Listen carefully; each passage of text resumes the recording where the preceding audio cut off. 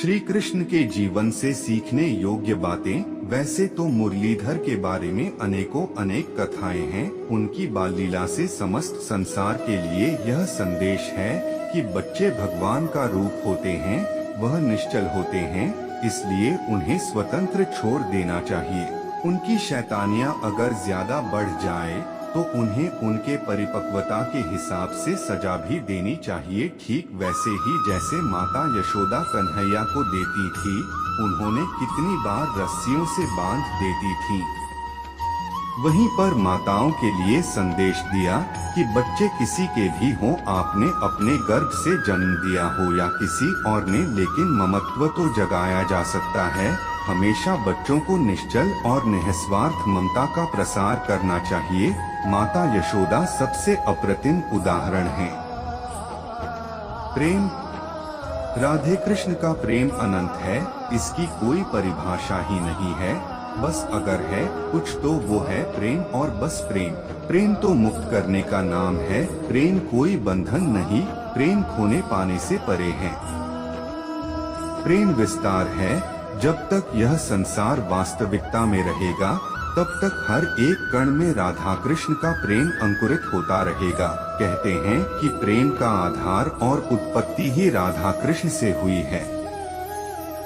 इससे आदर्श संसार को प्रेम सीखने के लिए क्या हो सकता है? मित्रता।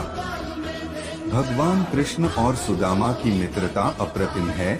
जहाँ कृष्ण एक तरफ राजा हैं, वहीं सुदामा भिक्षुक, छल कपट निस्वार्थ से परे। कृष्ण सुदामा की मित्रता के सारे मापदंडों को पार कर जाती है। मित्रता का चरम है। मित्रता सिर्फ देते रहने का नाम है। संसार के लिए यह एक अप्रतिम उदाहरण है। मित्रता के आदर्शों को आत्मसात करना है तो कृष्ण सुदामा की मित्रता से उत्तम कुछ भी नहीं। शिक्षा।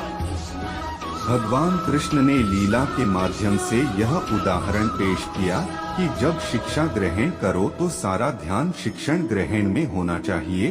जब वह सांदीपनी मुनि के आश्रम में शिक्षा ग्रहण करने जाते हैं तो 7 वर्ष के पाठ्यक्रम को मात्र 64 दिनों में सीख लेते हैं।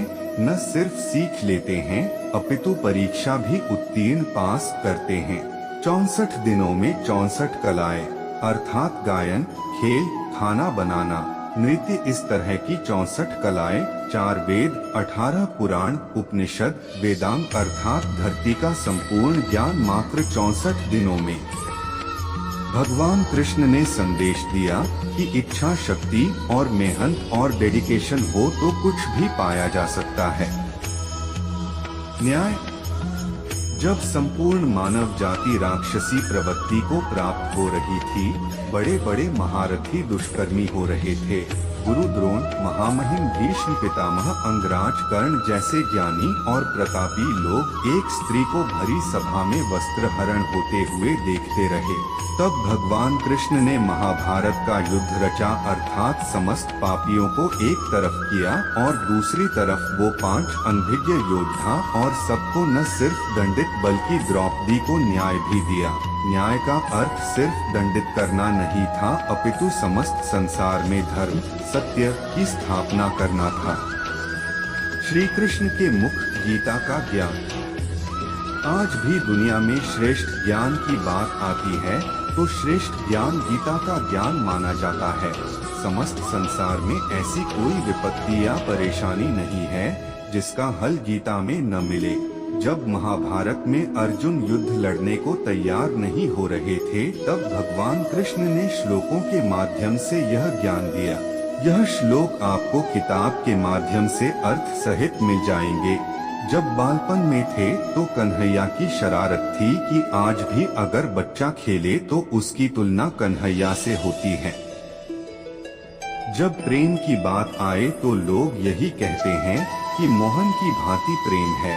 जब मित्रता की बात आए तो कृष्ण सुदामा का उदाहरण दिया जाता है। शिक्षा की बात आए तब कृष्ण के ज्ञान का उदाहरण दिया जाता है। न्याय की बात आए तब महाभारत के न्याय का उदाहरण दिया जाता है। ज्ञान की बात आए तब गीता का ज्ञान सर्वश्रेष्ठ है। इससे सिद्ध होता है कि इंसानी जीवन के हर आयाम में भगवान कृष्ण से सीख सकते हैं।